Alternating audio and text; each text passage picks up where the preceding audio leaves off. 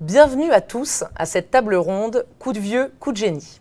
Je suis Mathilde Tillet-Duboulet, j'ai la chance de travailler chez Microsoft depuis 11 ans et d'allier au quotidien mon engagement pour les sujets de diversité et d'inclusion avec un travail passionnant au service des acteurs de la santé et du social.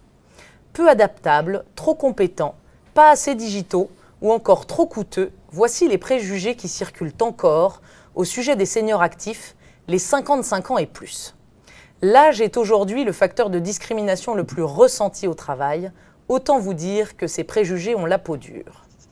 À l'heure où leur probabilité d'embauche est 2 fois inférieure à celle des actifs de 30 à 40 ans et où leur taux d'emploi culmine à 51,3%, soit 7 points plus bas que celui de l'Union européenne, il est plus que temps de mobiliser l'opinion pour faire bouger les lignes. C'est notre objectif aujourd'hui, avec cette table ronde d'experts, tordre le cou à ces préjugés et valoriser les seniors actifs comme une chance pour le présent comme pour l'avenir. Je vous rappelle que nous sommes dans un format LinkedIn Live, vous avez donc la possibilité de nous poser vos questions en direct. Je suis très heureuse d'être entourée aujourd'hui de 4 experts. Laetitia Droc-Morel, fondatrice et associée de Cockpit, entreprise qui accompagne PME et ETI françaises dans tous leurs enjeux grâce à des experts jeunes retraités de haut niveau et à des managers de transition de plus de 50 ans. Bonjour Mathilde. Stéphane Viry, député pour la première circonscription des Vosges et co-rapporteur des travaux de la mission d'information sur l'emploi des travailleurs expérimentés. Bonjour. Nicolas Menet, directeur général de Silver Valley et vice-président de la filière Silver Economy. Bonjour. Et Sinclair Collat, directeur de compte pour LinkedIn et sponsor de l'Alliance Un réseau pour tous, qui a pour but de réduire les disparités de réseaux professionnels pour plus d'égalité face à l'emploi. Bonjour Mathilde. Donc ravi d'être avec vous tous aujourd'hui. Je vous propose qu'on ouvre la discussion sur une première thématique, l'embauche après 55 ans.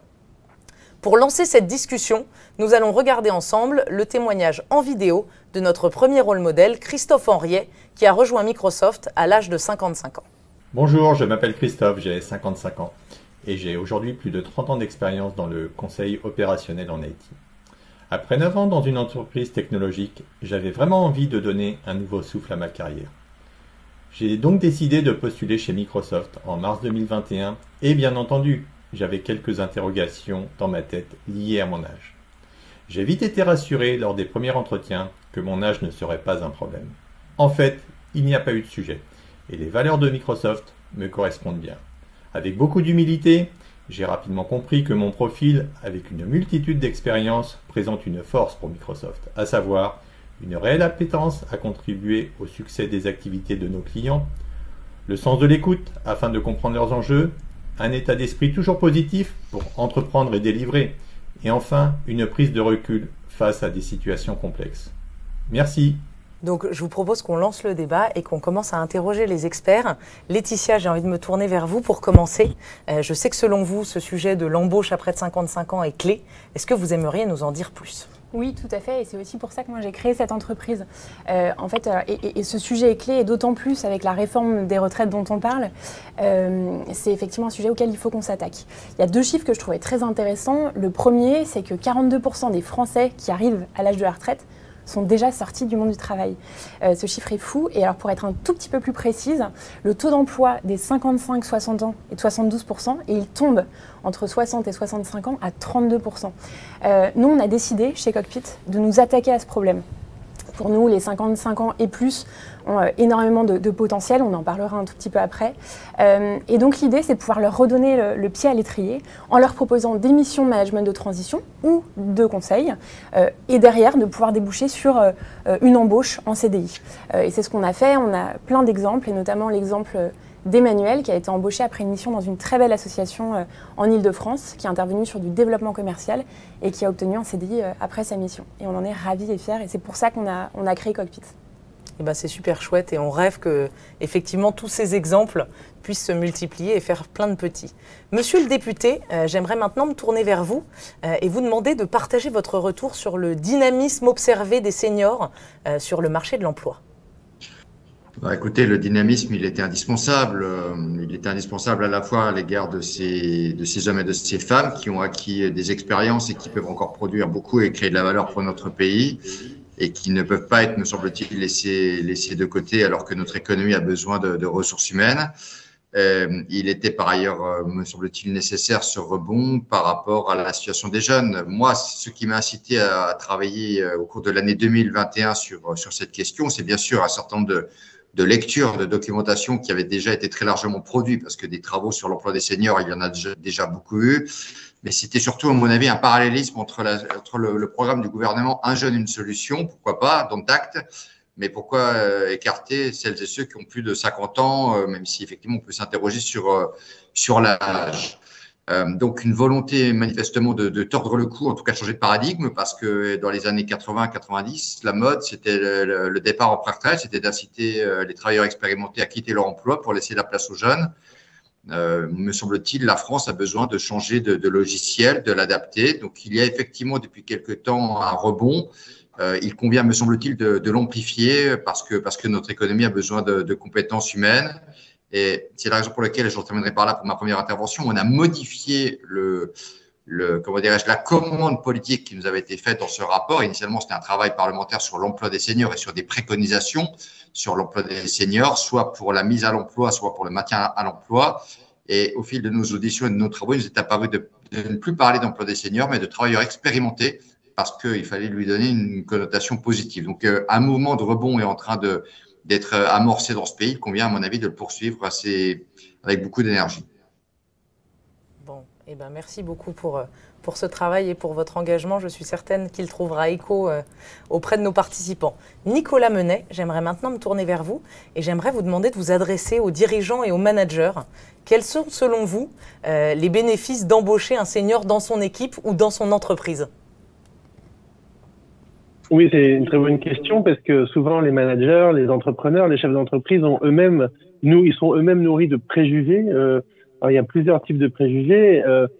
Déjà, on a tendance en France depuis toujours, à cause des politiques vieillesse, d'associer le vieillissement au médico-social, au sanitaire, aux EHPAD, à la dépendance, à la perte d'autonomie. C'est-à-dire que là, on parle finalement des très vieux qui ne travaillent plus depuis très longtemps et qui n'ont plus forcément envie de travailler, et encore, mais on pense absolument pas aux 16 millions de retraités qui sont en fait à 92% autonomes, à la nouvelle génération de personnes qui est en train d'arriver sur le marché du vieillissement actif et qui souhaitent encore travailler. Donc déjà, ce que j'aimerais dire aux chefs d'entreprise, c'est d'enlever ce préjugé de leur tête, puisque effectivement, avec les derniers scandales, malheureusement, on a rajouté une couche sur le médico-social et le sanitaire et sur la dépendance, alors qu'en fait, il existe aujourd'hui en France des millions de gens qui souhaitent travailler, qui souhaitent s'investir, qui souhaitent être bénévoles, mais qui veulent travailler aussi et transmettre leurs compétences. Et je dirais qu'il y a des qualités de ces personnes expérimentées. Je trouve d'ailleurs que le terme de travailleur expérimenté est très bien trouvé. Il y a des qualités qui sont indéniables.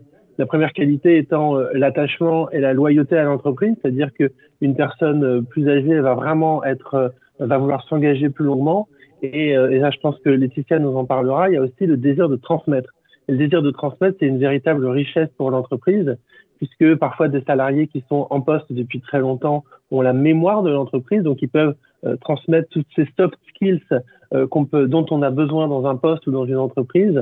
La dimension de transmission absolument capitale en fait pour que les entreprises fonctionnent. C'est comme des organismes qui ont des mémoires, et ces mémoires, c'est souvent les travailleurs les plus âgés, les plus expérimentés, qui vont venir les nourrir et les apporter. Et après, bien sûr, l'avantage, c'est que quand on a des travailleurs expérimentés dans l'entreprise, on a la possibilité de nouer des liens intergénérationnels et donc de créer une cohésion d'ensemble. Donc voilà, il y a vraiment des qualités clés d'embaucher des travailleurs seniors, en tout cas, qui ont entre 50 et 60 ou 65 ans, si on va encore plus loin, puisque effectivement, un des derniers sondages qui a été fait par Silver Valley montre qu'à peu près 46% des personnes de plus de 60 ans ne sont pas opposées au fait d'augmenter l'âge de passage à la retraite à 65 ans. Les gens sont plutôt pour, en fait, cette dimension. Ok, très Très clair, Nicolas. Et effectivement, on va parler de la transmission du savoir et on aura le témoignage d'un directeur, d'un ancien dirigeant d'entreprise qui, lui, a utilisé la transmission de savoir comme un vrai atout concurrentiel et qui se démontre aujourd'hui par un portefeuille de commandes déjà bien rempli. Sinclair, je souhaiterais me tourner vers vous maintenant. À l'heure où seulement 3% des abonnés de LinkedIn ont plus de 55 ans, quels conseils aimeriez-vous donner à celles et ceux qui nous regardent et qui cherchent un emploi ? Alors avant tout conseil, j'aimerais juste qu'on puisse un petit peu aussi replacer l'angle de vue qui est celui de LinkedIn, qui est intéressant, puisqu'aujourd'hui LinkedIn c'est 23 millions de membres en France, donc, ce qui nous permet aujourd'hui de potentiellement identifier 3 tendances, j'aurais envie de dire. La première, c'est effectivement celle de l'évolution, la transformation aujourd'hui du marché du travail qui, selon moi, et je pense aussi selon ce qu'on remarque sur typiquement le marché des PME, des ETI, favorise l'employabilité des seniors. La deuxième tendance qui serait plutôt celle des métiers, en tout cas de la transformation digitale / numérique, on voit comme on veut, je pense aussi favorise et aide en tout cas l'employabilité de ces seniors. Et la troisième, on l'a évoqué tout à l'heure aussi, c'est le côté expertise, expérience qui permet aujourd'hui dans ce côté hybridation un petit peu des modes de travail, sur site, à distance, etc. On va pouvoir miser justement sur ces seniors qui savent lire une organisation, qui savent prendre du recul, qui savent prendre les bonnes décisions. Et ça, je pense que c'est aujourd'hui, en tout cas, 3 grandes tendances qu'on remarque sur LinkedIn. Et mon conseil aujourd'hui, ça serait, lancez-vous, finalement. LinkedIn est une plateforme pour vous. On voit aujourd'hui qu'effectivement, cette population de seniors n'est pas, on va dire, la plus grosse partie de notre population de membres sur LinkedIn. Mais pour la bonne raison, je pense qu'ils doivent sûrement penser que cette plateforme n'est pas faite pour eux. Or, je pense que c'est une plateforme qui ne les a pas forcément accompagnés depuis le début. LinkedIn va bientôt, d'ailleurs, l'année prochaine, fêter ses 20 ans. Donc je pense qu'il y a aussi, pour eux, le pas à prendre. Souvent, on peut entendre que des seniors n'ont pas l'habitude des réseaux sociaux. Les codes sont assez inconnus pour eux et assez mystérieux et brumeux parfois. L'idée, c'est justement de pouvoir leur démontrer le contraire, puisque LinkedIn est, encore une fois, une plateforme, un réseau social professionnel. Donc les codes de LinkedIn sont ceux, aujourd'hui, du monde du travail et ceux qu'on croise et qu'on connaît, en tout cas, dans son parcours professionnel tous les jours. Donc voilà, lancez-vous, ça serait le meilleur conseil que j'ai à vous donner aujourd'hui. Créez un profil LinkedIn, ça prend 5 minutes du moins pour démarrer un bon profil. Super, merci pour ces conseils, Sinclair. L'embauche est un moyen de revenir à l'emploi. La reconversion professionnelle en est un autre. C'est de reconversion que nous allons parler maintenant. Qu'elle soit subie suite à un licenciement ou motivée par des raisons personnelles, la reconversion professionnelle peut être effectuée à n'importe quel moment de la vie active. Ainsi, à un âge où beaucoup commencent à réfléchir à leur retraite future, d'autres préfèrent se lancer de nouveaux défis professionnels. Je vous propose de visionner maintenant le témoignage de Nicole Jordi, qui s'est reconvertie à 60 ans dans une carrière de mannequin senior. Bonjour, je suis Nicole Jordi, j'ai 74 ans. J'ai 4 enfants et 3 petits-enfants. J'ai travaillé à Air France pendant 25 ans en tant que hôtesse et chef de cabine. Ensuite, j'ai fait de la formation professionnelle, toujours dans le domaine de l'aéronautique. Lorsque je me suis retrouvée à la retraite, il était juste inimaginable que je reste sans rien faire. Être active, c'est dans mon ADN. J'ai donc entamé une carrière de comédienne et de mannequin senior. Parallèlement, j'ai mené des missions humanitaires pour Aviation sans frontières, les avions toujours décidément. Ces missions consistent à accompagner des bébés et des enfants qui ont besoin de chirurgie grâce à des ONG telles que Mécénat Chirurgie Cardiaque, Terre des Hommes ou les Ailes de l'Espoir. Moi, je veux rester en pleine forme pour ma famille et mon mari en particulier qui partage mon quotidien. On aime beaucoup voyager ensemble. Moi, le message que je voulais faire passer, c'est que après 60 ans, tout est possible. Il y a une autre vie. C'est à vous de le décider. Alors, à vous de jouer. Monsieur le député, vous travaillez au développement d'une plateforme de services pour accompagner les travailleurs expérimentés dans leur démarche d'entrepreneuriat. Pouvez-vous nous en dire quelques mots ? Oui, alors écoutez, c'est une des propositions établies par le co-rapporteur et moi dans le cadre des idées que nous mettons sur la table. Nous avons dressé 34 propositions, dont une qui consiste effectivement à encourager l'entrepreneuriat. On considère que les seniors ont par nature acquis de l'expérience, des compétences et un réseau. Et lorsqu'ils sont soit privés d'emploi, soit ont besoin peut-être de faire autrement, l'entrepreneuriat ne doit pas leur être interdit, bien au contraire. prendre son risque, monter sa boîte doit être une des perspectives utiles. Faut-il probablement le faire en étant accompagné et peut-être dans un esprit un peu collectif? C'est la raison pour laquelle on a été assez touché par une expérience qui existe, ce qu'on appelle les villages de l'AFPA, où sur un site, des entreprises, enfin des entrepreneurs peuvent s'installer avec un accompagnement du service de l'AFPA pour une montée en compétences. L'idée, voilà, c'est de ne pas attendre forcément un retour à l'activité par le salariat. On a testé le salariat peut-être de façon un peu unilatérale ces derniers temps. Je me souviens notamment sous le quinquennat précédent du contrat de génération, qui était peut-être en théorie plutôt une belle idée, mais qui n'a pas trouvé son public pour des raisons qui peuvent s'étudier. Donc ça peut être, à mon avis, encore une des pistes, permettre le retour à l'emploi via le salariat, ça va sans dire. Probablement faut-il davantage laisser aux branches professionnelles la capacité d'en déterminer les modalités contractuelles, mais pour le reste, l'idée de faciliter le fait de s'installer à son compte à partir des 20, 30 ans de connaissances professionnelles nous paraît être une bonne piste. Voilà, donc nous l'encourageons, tout comme nous encourageons, et j'ouvre une piste pour la suite, le cumul emploi-retraite. Il peut être, à mon avis, aussi intéressant pour certains ou certaines qui ont l'envie, qui ont la capacité, qui ont la santé, au-delà du fait qu'ils peuvent par la suite percevoir leur retraite le moment venu, néanmoins de continuer à proposer de la valeur pour la France en ayant une activité d'entreprise à côté. Voilà un petit peu les idées qui sont les nôtres, qui, à mon avis, là aussi, sont assez faciles à mettre en œuvre dès lors qu'on en a la volonté. Ça, c'est très intéressant et j'espère que ça pourra donner des idées aux participants nombreux que nous avons ce matin. Sinclair, vous êtes engagé en faveur d'un réseau professionnel équitable. Est-ce que le réseau est aujourd'hui un réel élément de succès pour réussir son retour à l'emploi? J'ai envie de dire qu'il est clé, ce réseau, que ce soit sur l'accès à l'emploi, une reconversion, peu importe. On remarque que globalement, d'un point de vue purement recrutement, qui est en tout cas les éléments qu'on remarque sur LinkedIn aujourd'hui, vous avez 4 fois plus de chances d'être recruté si vous avez un point de contact dans l'entreprise pour laquelle vous postulez.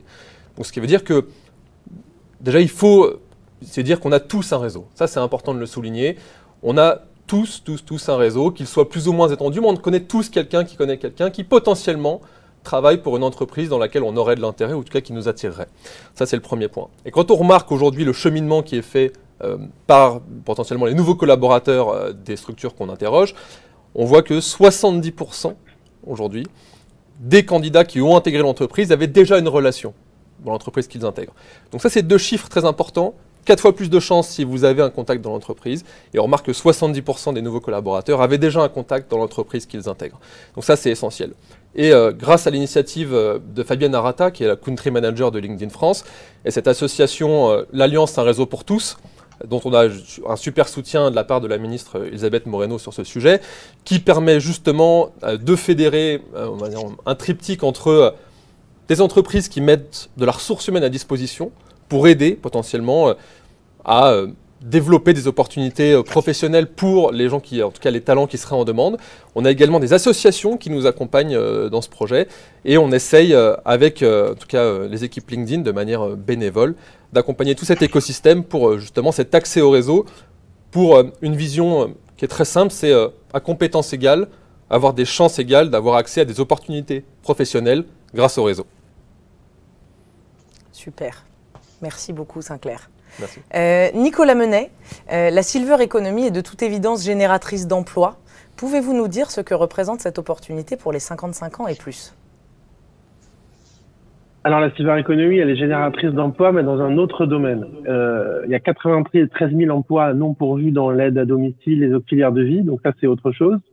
En revanche, il y a un lien avec les seniors, notamment des personnes qui ont des petites retraites et qui ont été aidants, par exemple, de leurs parents âgés, et qui ont en fait développé des compétences à l'aidance. C'est-à-dire qu'aujourd'hui, on pourrait imaginer qu'un jeune aidant, 53, 50, 55 ans, qui a en fait développé des compétences de l'aidance pour son parent, son ascendant, de quoi qu'il en soit, peut aujourd'hui accéder à des formations, à des certifications de formation personnelle et rentrer finalement dans le monde du travail. Et là où je suis complètement d'accord avec monsieur le député, c'est que finalement, il y a pas mal de personnes qui sont pour le cumul emploi-retraite, parce que d'abord, ça fait des compléments de revenus, parce que aussi, quand on a aujourd'hui 60 ans et qu'on est une femme, on a 24 ans d'espérance de vie plutôt en bonne santé, c'est un véritable projet de vie et les seniors de la communauté de Silver Valley, les 9000 bénévoles de chez Silver Valley, parlent même de nouvelles carrières à créer. La nouvelle carrière, c'est pas forcément du travail, c'est avoir par exemple 2 jours pour s'occuper de ses petits-enfants, 1 journée ou 2 pour soi, avoir peut-être 2 jours dans la semaine où on fait un travail salarié. Et là où en fait il y a un intérêt pour les personnes qui ont les plus petites retraites, c'est justement de pouvoir valoriser les compétences qui sont arrivées sur le tard, comme par exemple aider une personne âgée au domicile, sachant qu'il y a 93 000 emplois à pourvoir. Donc à ce niveau-là, ça c'est un premier point. Après, ce qui est intéressant aussi, c'est de voir justement dans le cadre de l'entrepreneuriat.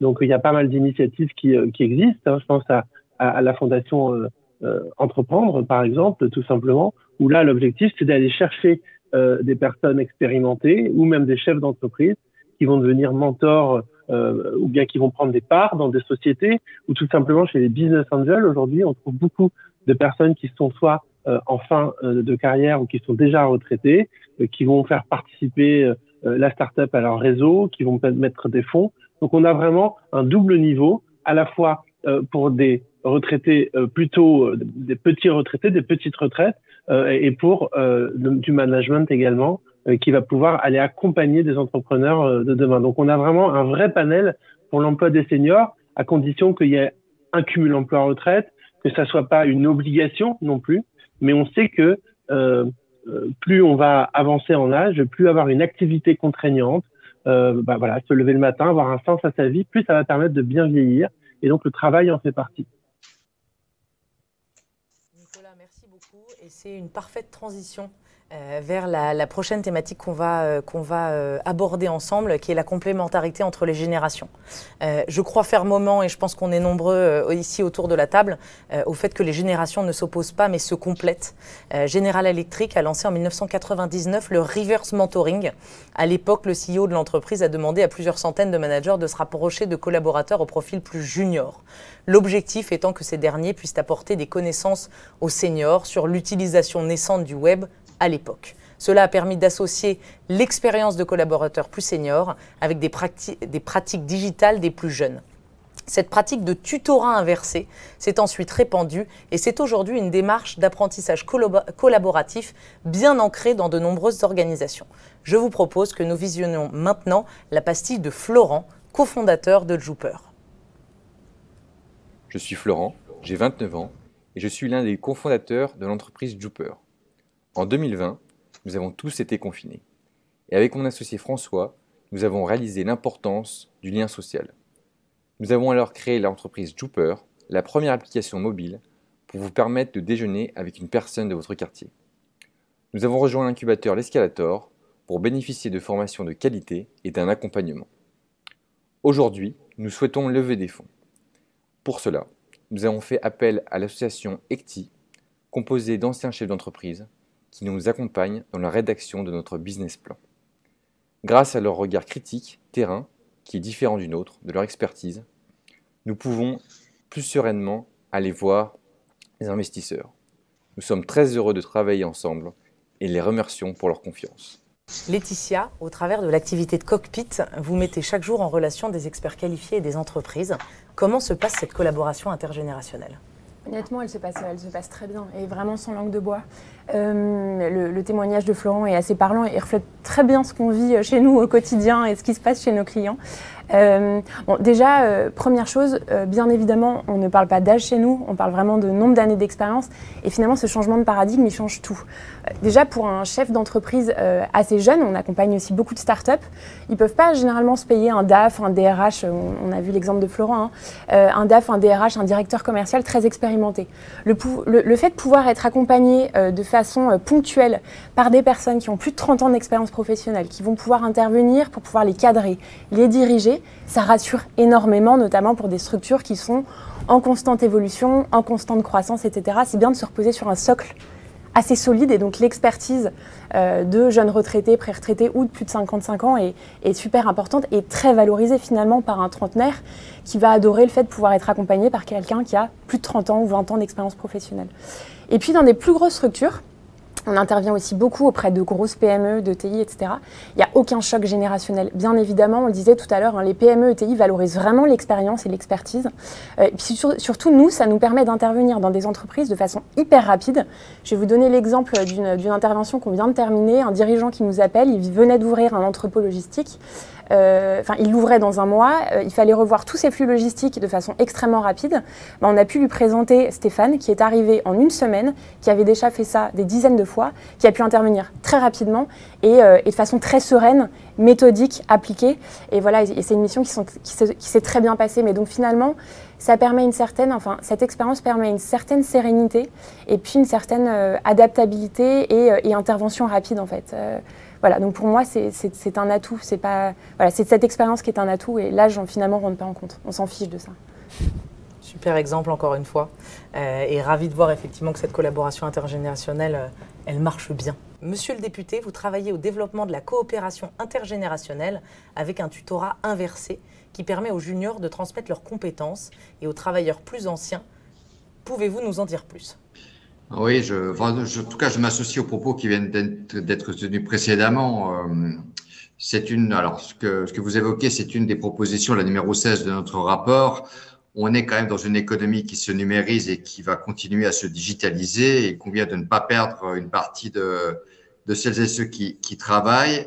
C'est ce qu'on a appelé, nous, l'obsolescence des compétences. Et on considère que le tutorat inversé est une opportunité pour prévenir cette obsolescence des compétences, pour faire en sorte qu'un jeune qui arrive avec sa fraîcheur, avec peut-être une connaissance accrue en matière numérique, puisse accompagner le reste de l'entreprise. C'est une pratique de ressources humaines que nous avions décelée dans une entreprise dans le cadre d'une GPEC qui fonctionne bien. Et là encore, on considère que c'est une chose à mettre en place dans le cadre de politique publique. Donc, on ne fait en fait que proposer de dupliquer ce qui existe déjà dans certaines entreprises au terme d'accords de branche, là encore.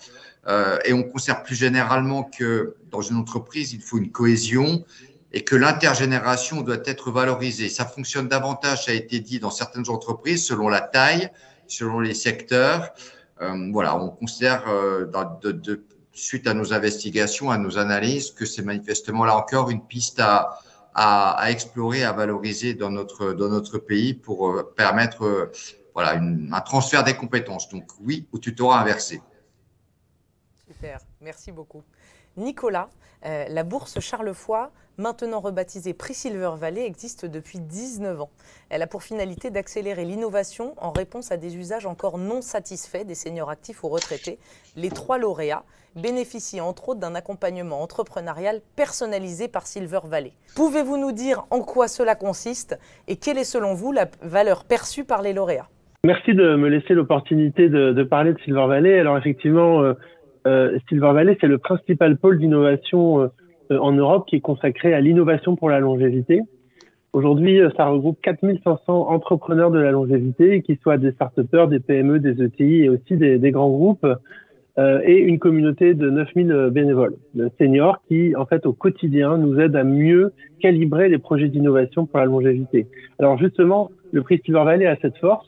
Effectivement, c'est un prix qui est réputé pour son exigence, puisque la méthodologie a été réalisée en collaboration avec l'école centrale Supélec. Donc, il y a beaucoup de critères qui sont analysés. C'est-à-dire que c'est pas une liste à la Prévert ou un prix de communication, c'est vraiment un jury avec une 60aine d'experts, une méthodologie avec une 15aine d'items qui va travailler sur la robustesse du projet, l'utilité du projet et son innovation.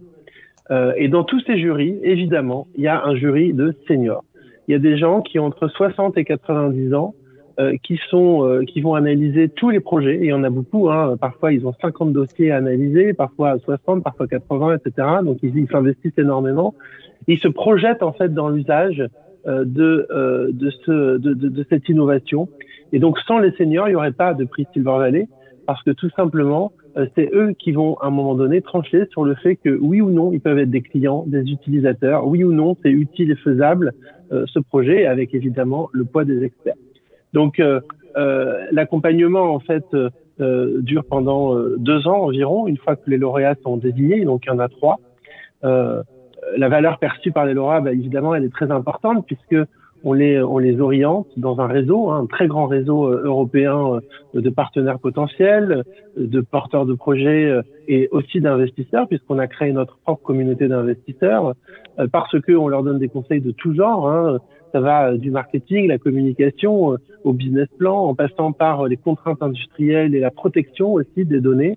Par exemple, on a beaucoup de services. Aujourd'hui, on sait que sur la protection des innovations, le service est un vrai sujet. Comment est-ce que je protège mon idée de service par rapport à un produit industriel? Et bien sûr, tous les acteurs institutionnels qui vont accompagner le prix. Donc, je pense évidemment à la Caisse nationale d'assurance vieillesse, à G2R La Mondiale, la Mutuelle Générale, le groupe Action Logement, etc. Et j'en passe. Donc voilà, c'est vraiment un prix qui est très exigeant, qui continuera encore pendant longtemps. Et chaque année, on remonte un petit peu le cran puisqu'il y a de plus en plus de projets d'innovation. Encore une fois, c'est un prix au milieu duquel les seniors ont un rôle crucial à jouer, puisque une fois de plus, on les intègre. Alors là, on n'est pas dans le monde du travail, mais on est dans le monde de l'innovation. S'il existe bien une Startup Nation aujourd'hui sur la longévité, cette Startup Nation, évidemment, intègre les derniers, les usagers finaux qui sont au cœur de notre projet du prix Silver Valley. Merci beaucoup Nicolas.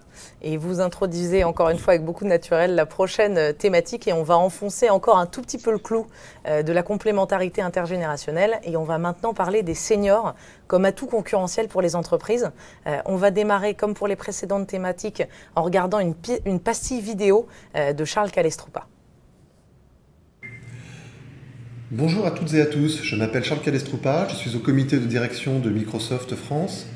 Mais c'est en tant qu'entrepreneur que je suis devant vous aujourd'hui, puisque j'ai dirigé pendant 8 ans une entreprise industrielle qui devait gérer des problématiques de transmission du savoir sur des fabrications complexes. Pour cela, j'ai créé un programme dans lequel 10% des effectifs de l'entreprise étaient constitués d'apprentis et d'alternants que j'avais mis à travailler en commun avec des compagnons expérimentés qui étaient eux ravis de transmettre leur savoir et de former des jeunes. Eh bien, je suis très fier parce que quelques années plus tard, cette entreprise est devenue leader sur son marché. Elle a aujourd'hui un carnet de commandes qui est multiplié par 3 et ce, grâce à cet avantage concurrentiel lié à la maîtrise des fabrications complexes. Alors, Charles Calestroupa, comme il se présente, qui était effectivement directeur d'une entreprise industrielle pendant 8 ans et qui est aujourd'hui au comité de direction de Microsoft France et qui est très naturellement sponsor de tous les sujets génération, comme quoi il a vécu ce qu'il promeut et je trouve que c'est un très bel exemple. Nicolas, j'aimerais me tourner vers vous pour démarrer. Quels sont les secteurs qui valorisent les seniors comme un vrai atout pour l'entreprise et surtout qui recrutent? Mais ça, c'est une question difficile. Hein. Je pense que peut-être monsieur le député pourra mieux répondre que moi puisqu'il a fait un rapport très détaillé. Évidemment, aujourd'hui, on va aller chercher... il y a un petit peu un monde à deux vitesses, c'est-à-dire que je l'ai un peu expliqué tout à l'heure. On voit que tous les cadres dirigeants, les personnes expérimentées vont évidemment pénétrer le monde des entreprises, plutôt des grands groupes de services, etc. Là, il y a toujours en fait besoin de personnes expérimentées. Et la deuxième chose, c'est que là où il y a des emplois plutôt non qualifiés, avec un très très gros besoin en France sur plein de secteurs. J'ai parlé de l'aide à domicile parce que c'est notre secteur bien sûr, mais il y a aussi le BTP, la restauration, etc. Où là on va recruter moins facilement des personnes expérimentées, malheureusement parce qu'en fait il y a le sujet là. Donc il y a peu de chiffres en fait sur quels sont les secteurs où on recrute des seniors, à part le fait que on va, et là c'est plutôt une bonne nouvelle, c'est que le premier réflexe effectivement c'est d'aller chercher l'expérience de la personne, donc ça va plutôt être des cadres dirigeants, et on le voit bien d'ailleurs sur les chiffres du chômage de longue durée pour les personnes qui sont plus âgées, les cadres sont beaucoup moins au chômage que les autres personnes. Justement, monsieur le député, est-ce que vous voulez prendre la suite et compléter les propos de Nicolas ? Oui, je l'ai dit lors de mon propos introductif, il faudrait largement plus de 2 minutes. La bataille, elle est culturelle, elle est politique. Un travail de plusieurs générations, enfin le plus court possible pour changer les représentations ou les stéréotypes qui peuvent peser sur les travailleurs expérimentés. Et au lieu de les stigmatiser, me semble-t-il, il faut ajuster des politiques publiques à leur capacité de continuer à faire et à produire pour le compte de la nation. C'est une des raisons pour lesquelles on avait donc transformé la thématique de notre rapport. C'était plus l'emploi des seniors, je le redis, c'était les travailleurs expérimentés. Bon, après, les mentalités, elles doivent changer partout. Elles doivent changer, bien sûr, chez les entrepreneurs, chez les employeurs qui ne doivent pas avoir la crainte d'embaucher un travailleur de plus de 50 ans.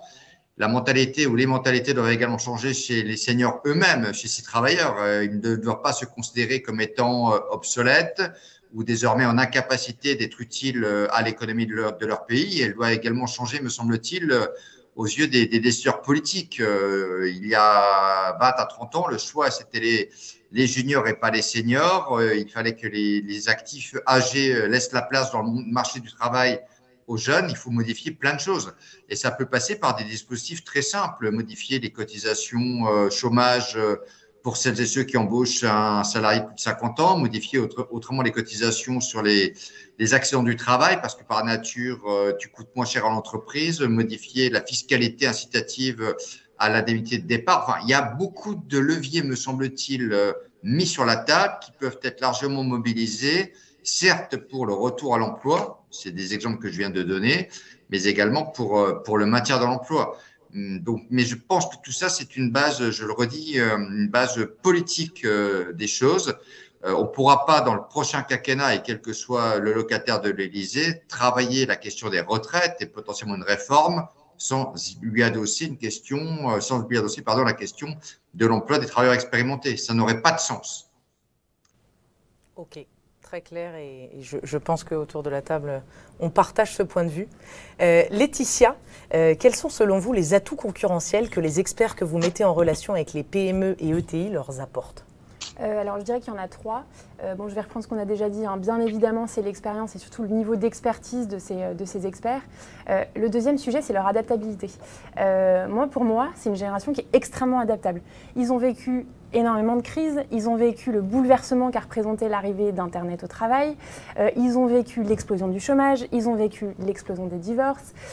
Bref, c'est pour moi une génération qui sait changer, qui sait bouger, qui sait s'adapter.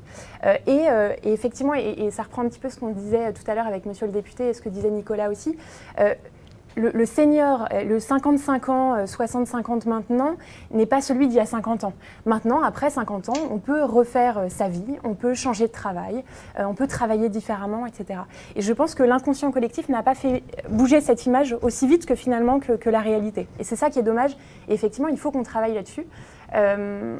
Donc il y a aussi pour moi cette adaptabilité. Et Nicolas Menet en parlait très très bien tout à l'heure aussi. Je pense que c'est aussi l'intention qui est tout à fait différente.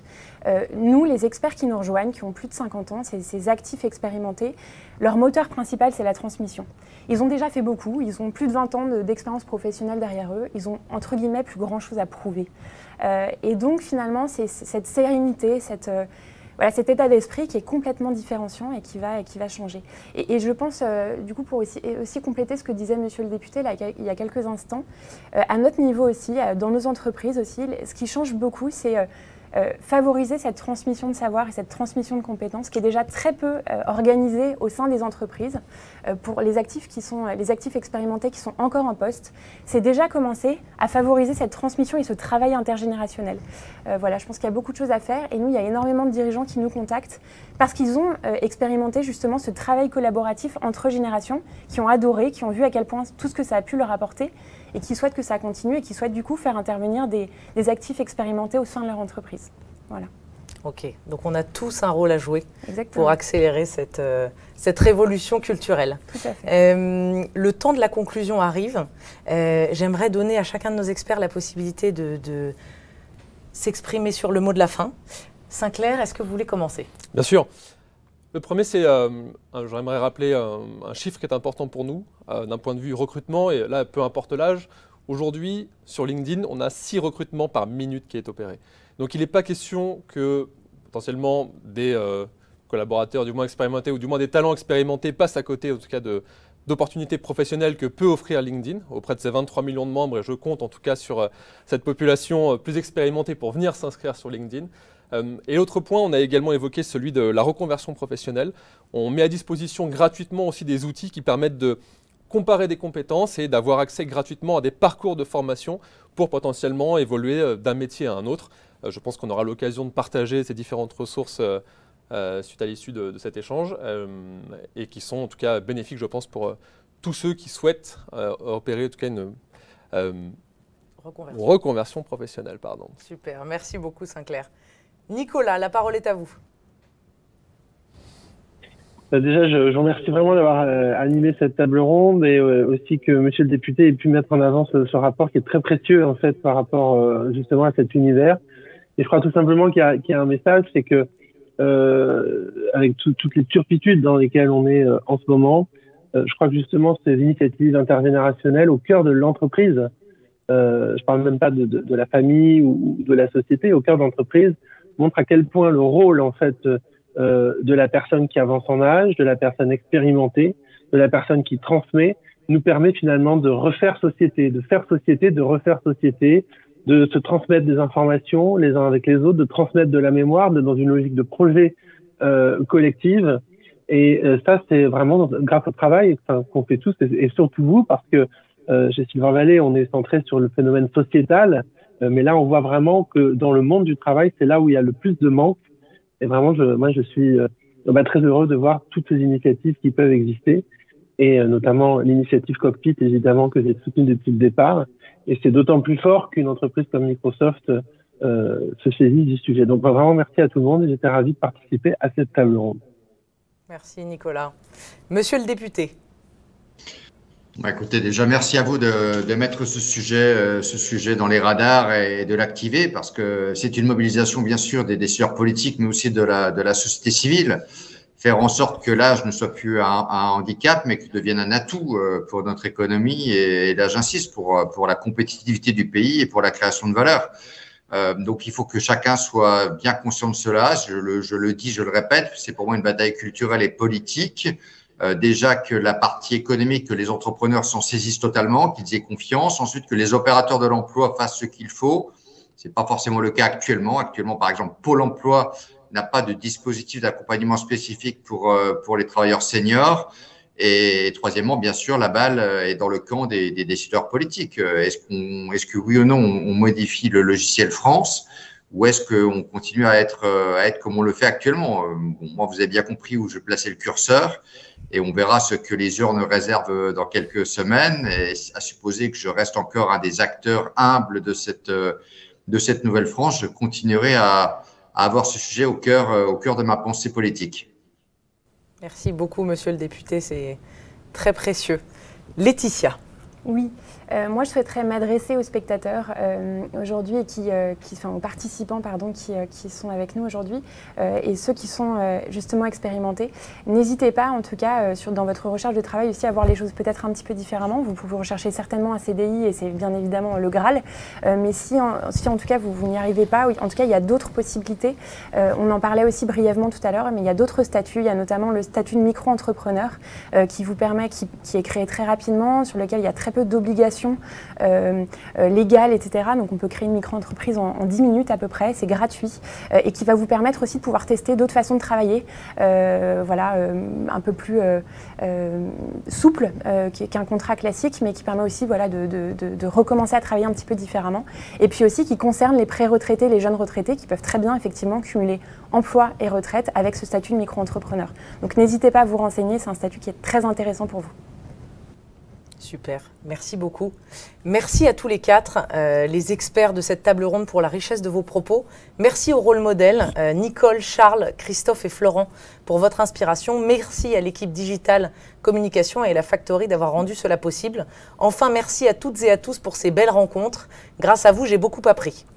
J'espère avec beaucoup d'humilité que cette table ronde nous aura permis de faire évoluer notre regard sur les seniors actifs, ou plutôt les travailleurs expérimentés, qui représenteront bientôt 22% de la population active. Excellente journée.